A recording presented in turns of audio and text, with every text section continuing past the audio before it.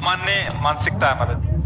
महेंद्र जी, राधे राधे राधे महाराज जी। महाराज जी, मैं आपसे जानना चाहता हूँ कि ऐसा कोई सरल उपाय भजन पूजा पाठ द्वारा जिससे जीवन में शारीरिक कष्ट ना हो। महान वस्तु प्राप्ति करने के लिए किसी को ऐसा प्रश्न नहीं करना चाहिए कि हमें कष्ट ना हो। वो कभी महान वस्तु को प्राप्ति नहीं कर सकता। जो कष्टों से डरता है ना, वो कुछ भी नहीं कर सकता। एक किसान जब खेती करता है ना, तो जिस सर्दी में तुम निकलना भी नहीं चाहते रजाई से, उस सर्दी में वो पानी लगाता है गेहूं में, पूरी रात रात भर ठंडी में पानी लगाता है। किसी भी मार्ग में राष्ट्र सैनिक है, जहां 5 मिनट नहीं खड़े हो सकते, वहां बर्फ में खड़े होकर के ड्यूटी दे रहे हैं। कष्ट ना मिले और मैं कोई महान बन जाऊं, ये तो मुझे मजाक वाली बात लगती है। और ऐसे कायर पुरुष कभी महान नहीं हुआ करते। पक्की बात समझ लो, ऐसे कायर पुरुष कभी महान नहीं हुआ करते। चाहे देशभक्ति हो, चाहे भगवान की भक्ति हो, चाहे किसी भी मार्ग में हो। जो ये सोचते हैं कि मुझे कष्ट ना पड़े और मैं सुख पूर्वक परम पद में पहुंच जाऊं, तो मुझे लगता है ये कायरता उसको परम पद क्या, उसको खड़े होने की भी सामर्थ्य छीन लेगी।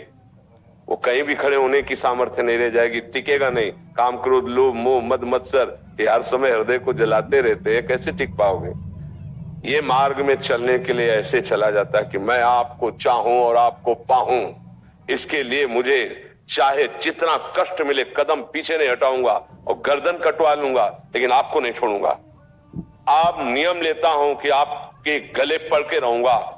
मैं आपका बच्चा हूं, अविनाशी हूं। शरीर छूट जाएगा, फिर मिलेगा, फिर रगड़ कोटि जन्म लग रगड़ हमारी, बरौ सम्मुनत रहूं कुमारी। ये तो मुझे समझे नहीं आया कि मुझे कष्ट न हो। अरे किस डिपार्टमेंट में ऐसा है, किस डिपार्टमेंट में जहां कष्ट के शब्द का कि कष्ट नहीं, आप आ जाइए मौत से रहिए। किसी भी डिपार्टमेंट में कष्ट शब्द से घबराने वाला कायर पुरुष कैसे कुछ बन सकता है। हम उनके गीत गाते हैं देशभक्ति में, जिन्होंने वंदे मातरम कहकर फांसी का फंदा गले में डाल लिया। धर्म का पालन करने वालों को कितना भीषण कष्ट सहना पड़ा। अधर्मियों ने कैसे कैसे और आह नहीं बोले, शरीर छोड़ दिया, आ नहीं बोले। आप भगवत परम पद की बात कहते हैं, तो आप समझ पा रहे हैं हमारी बात। शारीरिक परेशानी बीमारियों की कष्ट का मतलब भैया आप शरीर में तो, और तुम कौन सी परेशानी को जानते हो। कोई परेशानी का तुम्हारा परिचय नहीं, क्योंकि शरीर में ही हो। इस नहीं आप क्या कह रहे। हाँ नहीं, हम इसलिए कह रहे हैं कि देखो, अब तुमको हम बहुत प्यार से समझा रहे हैं। हमारा शरीर 2 कर्मों से बना हुआ है, पाप और पुण्य।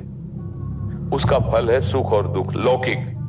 समय से जैसे हम दुख कभी नहीं चाहते पर आ जाता है ना, ऐसे हम सुख ना चाहे तो भी आ जाएगा। ये एक नॉर्मल सिस्टम हुआ।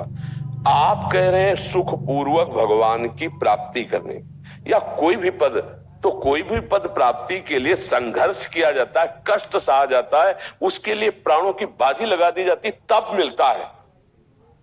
आप विचार करके देखो। वो एक आए थे आर्मी के, वो जिनकी गोलियां लगी थी, परमवीर चक्र योगेंद्र। हाँ, तो हमारा भारत उनको सम्मान देता है। काय के लिए? प्राणों की बाजी लगा के दुश्मन की छाती चीरने की हिम्मत रखने वाले। मुझे थोड़ा कम जमा यार ये बात। हम भारतीय हैं, हम भगवत मार्ग में चलना चाहते। कष्टों का तो स्वागत करना सीखे यार, कष्टों के पीछे।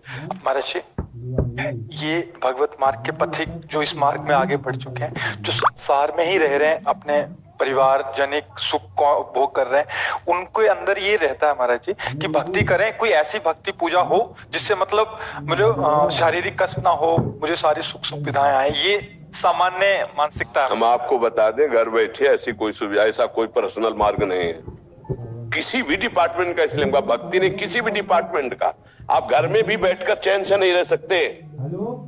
घर में भी बैठकर चैन से नहीं रह सकते। आप देख लो ना,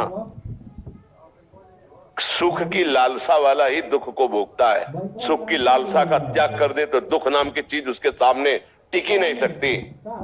ये पक्की बात समझो। जीना है तो तुमको एक बार निश्चय करना होगा। मृत्यु एक बार होनी, 100 बार नहीं। मेरे प्रारब्ध भोग में दुख आवे या सुख, कदम आगे बढ़ाऊंगा, पीछे नहीं हटाऊंगा। कायर पुरुष की कहीं भी स्थिति नहीं, कहीं भी स्थिति नहीं। कायर पुरुष गृहस्थी भी नहीं संभाल सकता है। बहुत ही गृहस्थी में भी बहुत धैर्य चाहिए। पत्नी को प्यार, पुत्र को प्यार, उनकी बातें सब सुनना, उनकी हर कामना की पूर्ति के भरोसे दिलाना, सबको राजी रखना और अब स्वयं कष्ट सहना। और जिसने ये नहीं किया तो उसके घर में आतंक मच जाता है, लड़ाई झगड़ा मच जाता है, न जाने क्या क्या होने लगता है। हमें तो लगता है कि ये दुख शब्द से घबराना क्यों दुख शब्द से? वो आ ही रहा है यार, अब उनसे घबराएं क्यों? हम लड़े हैं, लड़ना सीखें। और सबकी मांग होती है दुख ना मिले, और सब आचरण करते हैं जिनका परिणाम दुख ही भोगना पड़ेगा। एक बार तुम हिम्मत करो और ऐसे आचरणों में उतरो जिनका परिणाम सुख होता है, कभी दुख नहीं मिलेगा। वो है भगवान का आश्रय, भगवान का भजन और धर्म पूर्वक चलना।